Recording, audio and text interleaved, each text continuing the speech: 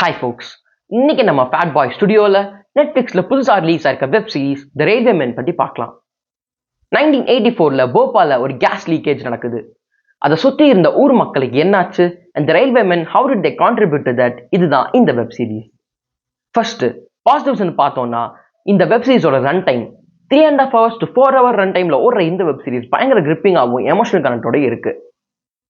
எல்லா ஆக்டர்ஸோட பெர்ஃபார்மன்ஸும் சூப்பரா இருந்துச்சுங்க. கே மேனனா இருக்கட்டும், டிஎன்டியா இருக்கட்டும், ஆர் மாதவனா இருக்கட்டும், எல்லாருமே அவங்க பெர்ஃபார்மன்ஸை நீட்டா பண்ணியிருக்காங்க. அண்ட் நெக்ஸ்ட் குறிப்பிட்டு சொல்லலாம், இமாத் அப்படிங்கிற கேரக்டர் நடிச்சிருக்க அவரோட பெர்ஃபார்மன்ஸ் சூப்பரா இருந்துச்சுங்க.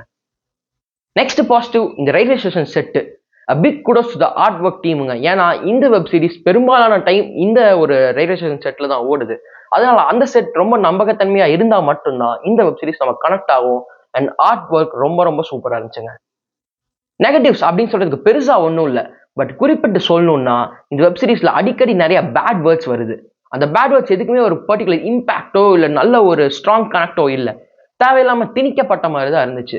அண்ட் நிறைய டிஸ்டர்பிங்கான விஷுவல்ஸும் இருக்கு, அதுமே நீங்க ரொம்ப நோட் பண்ணிக்கணும். இந்த மெலோட்ராமேட்டிக்கான சீன்ஸ் நிறைய பேருக்கு ஒர்க் அவுட் ஆகும், ஒர்க் அவுட் ஆகாமையே போகும். ஆனா இந்த பர்டிகுலர் வெப் சீரிஸ் இருக்க இன்ஸ்டன்ஸுக்கு இந்த மெலோட்ராமேட்டிக் சீன்ஸ் நல்ல கனெக்டை தருது.